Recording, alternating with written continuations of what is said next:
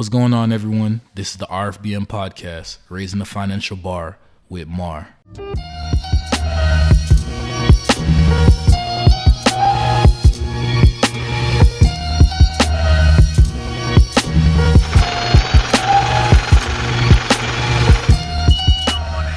This is episode 2 of the RFBM podcast, and today I have a special guest here, my uncle Rashaun.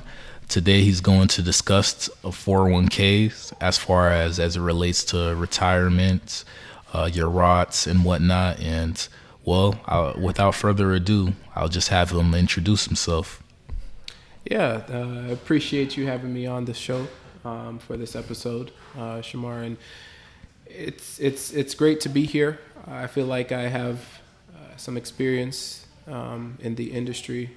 I worked for a financial institution in the 401k department. So there's some things that I can address and share with your audience today that I think will be very beneficial. Some things that they may not be aware of, and moving forward, some things that they can be mindful of when they're investing, and especially with the 401ks and IRAs.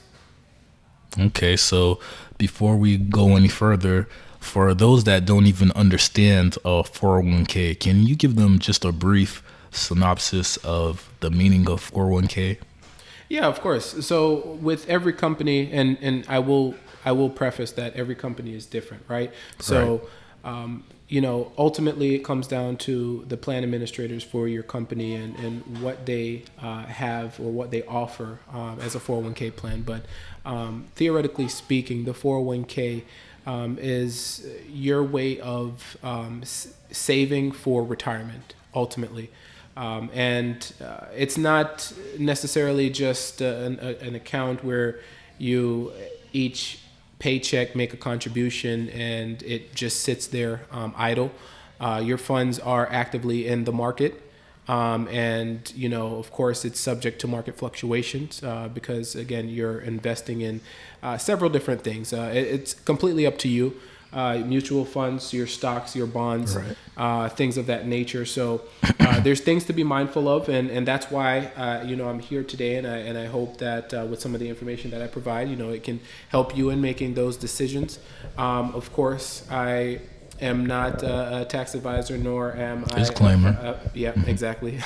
and nor am I, a financial specialist anymore. But again, I was licensed in all 50 states, and I know what it looks like, and again, things that I can, discuss with you today for, again, you to be mindful of and, to be privy to. So. Without further ado, we'll just get a little in-depth details on the 401k, and how would you like to start it off, Rashaun? Yeah, so I guess the first thing that I'd like to say is there's certain things when it comes to a 401k for you to look out for, and it isn't something that fine, your company offers 401k. That's great, right? It's a great benefit. It's a great incentive for working for that company. But there are several things that you have to be mindful of, and there are several things that you need to do your due diligence for before investing in 401k. Because again, right. Your money's not just going to sit there idle in an account. This is not a checking account. This is not a savings account. Your money is in the market. So you want to make sure that at the end of the day, you feel comfortable with the decisions that you make, the investments that you choose, and you're fully aware of what the stipulations are, what the stipulations are with investing right. Your money, and how you will be able to get access to your money. Because, and that's a thing, Shamar, when I was working for, the company, one thing that I realized is that a lot of the customers that would call in or would seek our guidance, they weren't fully aware of how the 401k worked. They thought that it was, as I mentioned before, a checking or savings account, and right. They can take it out whenever they want. It doesn't work that way, and there's a process to it, and again, that's why I want to just address just a few things with you today and the audience, of course. And Definitely. of course, if you have any questions for me, I'll be more than willing to answer those too. So I guess without further ado, I'll get right into it, right? All right, So absolutely. the first thing that you want to look for when it comes to investing, or when you start with your company and they tell you that they offer 401k, you want to know what the company's match is. Okay, now why is that important? This is important because, of course, your contribution is something that you make each paycheck, but your employer's contribution is also important because, of course, that adds to your overall total, and it just bodes well for you if they offer a significant match. For example, you're looking to contribute 4% on a biweekly basis, right? And your company matches 4%. Let's say that the 4% of your paycheck is $400. Yes. You're getting an additional $400 from your company for free, right? Yeah. So that's why it's so important to make sure that you're cognizant of what that match is, because again, that's free money towards your overall retirement savings that you're going to have at the end of the day. Another thing that you want to be mindful of is the vesting schedule. Okay, so a lot of people may not be aware of this, and typically, when you start a company and they tell you that they have a 401k and they want you to start investing in the 401k, they'll send you a packet. A pamphlet right there. Right. And within that packet, you're going to have your prospectus of the different investments that they offer, and just an overall, documents that goes over, what it is that they offer and how it works and how the money that you invest becomes yours and everything like that. Now, what I will say is this: any money that you invest is yours. Okay, right. You are completely entitled to that money. Now, that doesn't mean that you can just take that money out whenever you want. But going back to the vesting schedule that I mentioned before, you have two different types of vesting schedules. You have cliff, and you have the graded, or what some people like to call the graduated schedule, right? So what this is with the vesting schedule, again, as I mentioned before, you have the cliff and the graded schedule. So with cliff, what that is you invest, and employees have to have a designated amount of years before they are entitled to the monies, right? And then the graded schedule, you don't automatically have access to the funds that the company contributes, because again, remember, as I mentioned earlier, you always have access to the money that you contribute, but the employer money is a different story. So and that's why they have the cliff versus the graded schedule. So some companies will have the cliff, and just to give you an example, they'll say, okay, after 2 years of working with the company, you are 100% vested. Right. That means that you have 100% entitlement to the monies that they've contributed to your account. Whether you terminate employment after those 2 years, or you work an additional 5 years afterwards, you're still going to have 100% entitlement to those funds, right? With graded, it works a little bit different. It's a gradual thing. Gradually, in increments, it increases over a period of time. So typically it's between 2 to 6 years, but let's say you have a 4-year graded schedule, right? They'll tell you that the first year, after your first year of working with the company, you're 20% vested, right? And then after the second year, you're 40%, third year, 60%, so on and so forth. So that's mainly the difference. And that's something that a lot of people don't really pay attention to, and they're not cognizant of, and it's something that they should pay attention to, because it ultimately determines how much funds that are eligible for distribution when they are capable of making a distribution. Okay, so as far as those two different types, is there a particular type that an employee typically chooses, or? So with that, it's nothing that the employee chooses. It's employer that chooses how they want to have their funds dispersed. Yeah. Okay. So again, typically within the packet that they provide in the beginning, it is included in there, and it will state explicitly whether it's a cliff vesting schedule or a graded or graduated vesting schedule. So, what is the primary reason why you think someone should have a 401k? So for me, I feel like the important thing, I mean, of course, ultimately the 401k is to facilitate, a person's financial security, Right. especially once they've reached retirement age and they're no longer able to get a consistent paycheck. They want to be able to rely on, distribution from their 401k that they've invested in over a long period of time, so that their normal standard of living doesn't take a hit because they've retired and they aren't able to work as many hours as they were previously. So Okay. I think that's the most important thing with a 401k. Now, another thing that I wanted to mention as well, as far as contributions, you have pre-tax funds, and then you have your after-tax Roth funds that you can contribute to your 401k, right? So pre-tax is before taxes, and then after-tax, of course, is, they take the funds from your net amount, okay? Okay. Pre-tax would be from your gross amount. So that is something also to be mindful of. That's something that you normally have to make an election for, as to whether you're wanting to contribute on a pre-tax basis or an after-tax Roth basis. And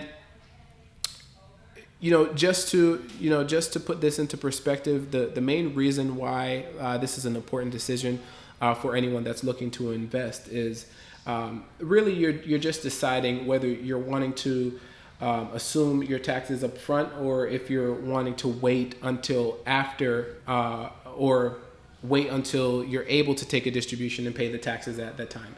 Regardless of whichever option you choose, you're going to have to pay taxes. Exactly. That's one of the certainties in life. You're going to live and you're going to pay taxes. So that is one thing. Another thing that I would mention is to also take a look at your contribution limits. Okay. Sometimes it's not really necessary for some people to look at it because they won't get to that certain level. That amount. Right. But I mean, again, nonetheless, it is important to know what your contribution limits are. So currently I looked it up because it changes each year for the most part. 2020 contribution limits for a 401k is $19,500. 50 and up, you're able to contribute an additional fund or additional amount of $6,500, which is your catch up. Nice. And then with the IRA, it's $6,000. 50 and up, you're able to contribute an additional $1,000 for a total of $7,000 towards your 401k or your IRA, respectively. So as far as the IRA, can you explain in the simplest terms possible the Roth IRA terminology? Yeah, so you have your traditional IRA and then you have your Roth IRA. Generally speaking, again, it has the same structure as your pre-tax monies and versus your after-tax Roth monies. The IRA is just something that an individual can choose to set up on their own. It's not associated with a 401k. Okay. That's the main difference. So with your 401k, you are pigeonholed, so to speak, because you have to operate within a company's parameters with that, whatever they offer. And when I say that is, I mean with a 401k, you again, all depending on the plan itself. Yeah. Some of them may offer things like loans. Some may have different withdrawals that you can take, like a 59.5 withdrawal, which is the age that you actually have to be, for those that don't know, to take a distribution penalty free. Typically, if you take a distribution from your 401k before you reach the age 59.5, you're subject to a 10% tax penalty. or you could be, I should say, you could be subject to a 10% tax penalty, and then of course you're also subject to your 20% federal tax as well as state tax if applicable. We're in Florida, so state tax isn't something that we necessarily have to worry about, but a place like New York, you're going to have to certainly worry about and consider what the percentage would be for state tax there. Okay. And another thing that I wanted to mention as well, as far as the different investments that you can choose, because again, as I mentioned in the beginning, when we first started, you're investing, your money is in the market. You have to be mindful of what you're investing in and make sure that it's the right decision for you. And the reason why I say that is because generally speaking, what's going to be your most aggressive investments? I'd say stocks, bro. Stocks. Exactly. So, yeah. I mean, with what is offered by a plan administrator, you're going to have your share of stocks. You're going to have your share of bonds that you can choose. Mm-hmm. So I'm talking about mid cap, small cap, things like that. A lot more stable. Yeah, exactly. So, well, theoretically speaking, right. Yeah. You're going to have your money market funds as well, which is your safest bet when it comes to an investment. You're not really that's the best way to mitigate risk with your money market, but you're not really going to make much money from a money market fund either, just by the way that it is structured. And then of course you have your mutual funds as well. So that's why I say that the prospectus is your best friend when you're looking into different investments. You're going to want to see, historically speaking, how an investment has performed over a wide period of time. If you look at most prospectus will show a graph and they will show the trends of that investment. You're going to want to look at the years in which the state has experienced its most volatile market and see how that investment performed over that period of time. Okay. If that investment, was consistent and didn't make that much of a dip during those period of times, generally speaking, I can't speak to all investments, but that, is an investment that may be most beneficial to you. It has withstood the test of time, so to speak.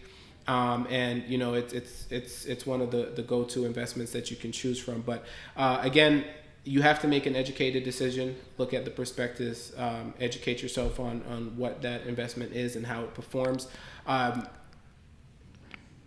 Typically, the companies will default you into what's called an age-based investment or a target date investment. What that is and the purpose of it. So it will say something like Vanguard 2065 or whatever the case is, and those investments, the purpose or the objective of it is to be the target date. Well, let me just start off with the target date. So the target date aligns with the year that you're projected to retire, right? And the objective and how that investment operates is it's more aggressive the further you are away from that year. So for us, we're in our mid-20s, right? If we have an investment like that, it's going to be more aggressive now, because we have a long period of time before we reach that retirement age, and makes sense. There's more time for that investment to rebound and make up funds, of course, if the market is volatile and of course there's market fluctuation. So typically speaking, and a rule of thumb too that I will say to the audience, don't look at your investments and get discouraged when you see that it's down a few points here and there. There's going to be bad days, there's also going to be good days, but you just have to stay even keeled with it because the market is volatile, and you can't really project it. You can always monitor it, but you can never predict how the market is going to perform. Now, just understand that the younger you are, the better it is for you because you have more time for that investment to perform better and for you to accumulate as much funds as you possibly can for your retirement, right? But back to the age-based investment again. Typically, it's going to invest in more stocks the further you are away from retirement, as you get closer to that year, that target year, it starts to switch up the investments and go a little bit more into bonds and things of that nature, just to mitigate the risk of losing funds. Because at the end of the day, the whole purpose of it is to ensure that your financial security is stable and you have as much money as you need and can have in your retirement years. Okay. So, to just elaborate further to excuse me, to top it off, say you're a prospective employee, you've are about to start your job date, and you're looking into get into setting up your 401k. What is some tips or some things that you'd have someone heed prior to getting involved in a 401k? So, as you've put on your social media before, everyone is different. Everyone's situation is different. So, first and foremost, they have to determine whether they are in the financial state where they are capable of dedicating or allocating a certain amount to be taken from their paycheck, each and every paycheck. So that's the first thing. I'll say that, just because someone tells you that the 401k is a great benefit and you need to start saving now, that doesn't necessarily mean that it's something that you should, sign up for.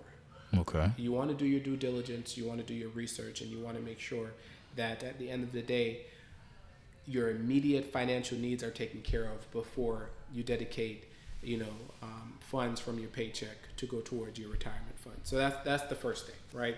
The second thing I will say is, still along the lines of doing your research, you're going to want to take a look at the full retirement package that they give you. Take a look at, see who the administrator is for the 401k, or who handles the 401k. Whatever company that is, do research on that company, see what type of investments that they offer. Most times, a lot of that will be in the packet that they give you initially when you start with the company. So you're going to want to read through that. You're going to want to also take a look and see, because it's inevitable, right? Right.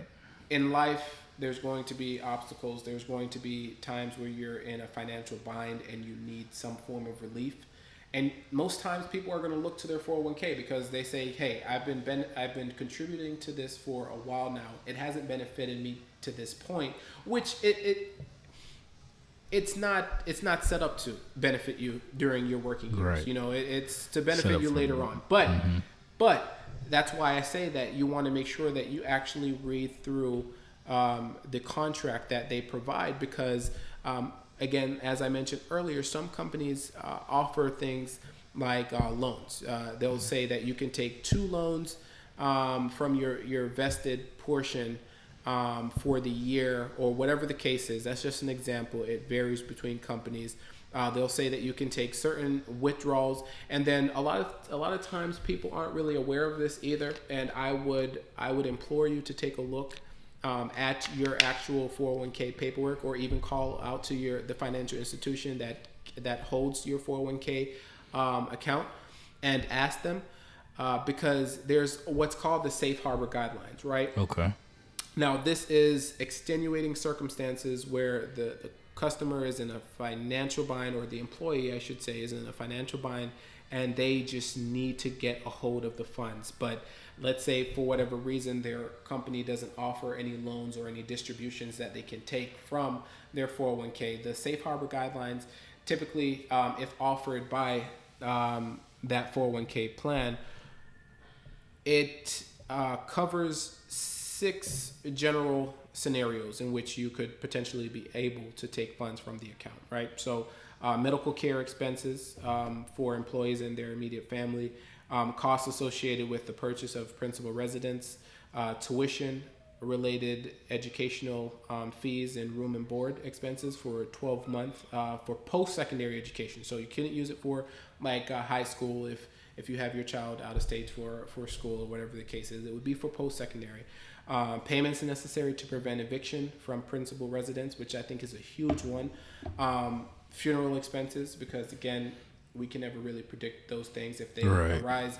You know, It happens. we know that how expensive, you know, it can be to bury a loved one. So funeral expenses, again, that would be for the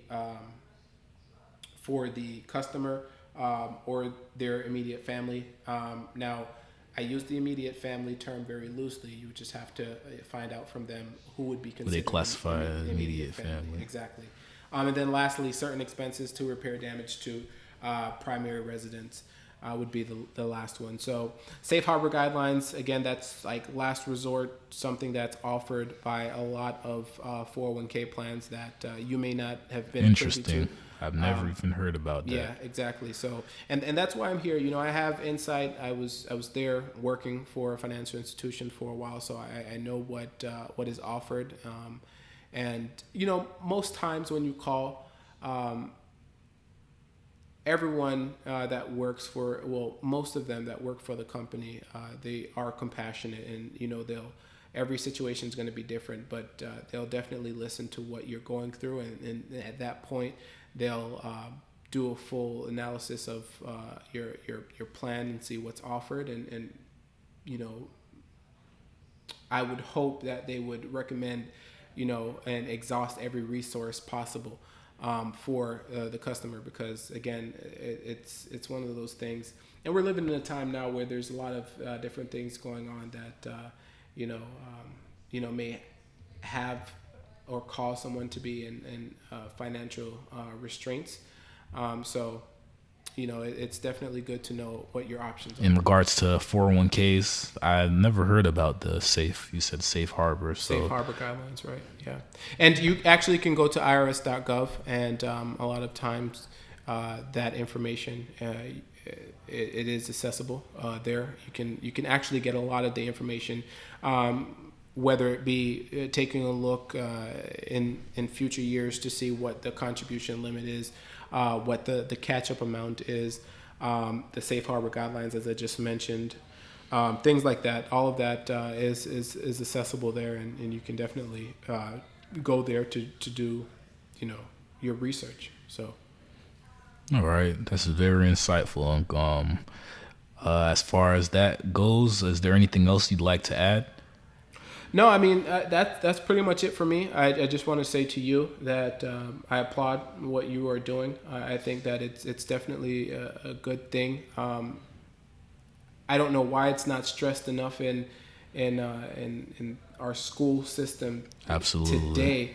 You know, on educating, you know, everyone on, you know, finances and 401ks and things like that they're going to deal with on a day-to-day basis, you know.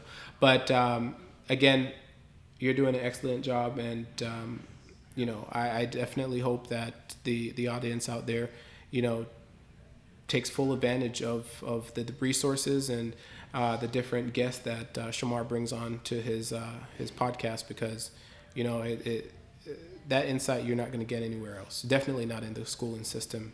So, good job. Thank you, and I appreciate that. And at the end of the day, that's just the end goal. I want to spread as much knowledge as I can to people. I'm not a person that's trying to milk the community and take advantage of people. I just want to spread the knowledge, because at the end of the day, who wouldn't want to be in a society where people are more financially literate and more aware of all things finance? And you know, it sets you forward. You might not have the most money in the world after learning some of these things that's mentioned on this podcast or anything overall, but financial knowledge will take you a long way. Absolutely. There's so many things that could allow you to move further that you never knew in all your years of your life, and now you know this is like, okay, this can set me up for the future. So I'm just excited to get more content out, and I really appreciate you being on this show. So it was a pleasure, and definitely I look forward to being on the show here in the future as well. Absolutely. All right, so thank you guys for listening in. This is the RFBM podcast, Raising the Financial with Bar with Mar. Look forward to listening to you guys for future projects, and I'm out. Peace. Our own mind has to be changed. We have to change our mind about ourselves. Instead of me fulfilling my prophecy, I have to start. Instead of me, doing a good job and carrying on the empire, I have to build. And that's a hell of a job for 21-year-old. You know what I'm saying? That's a hell of a job for any youngster, male or female, to have to build an empire for your family. Because this world is such a gimme. Everybody back off. Everybody's like taught that from school. I don't come to bow, I come to conquer.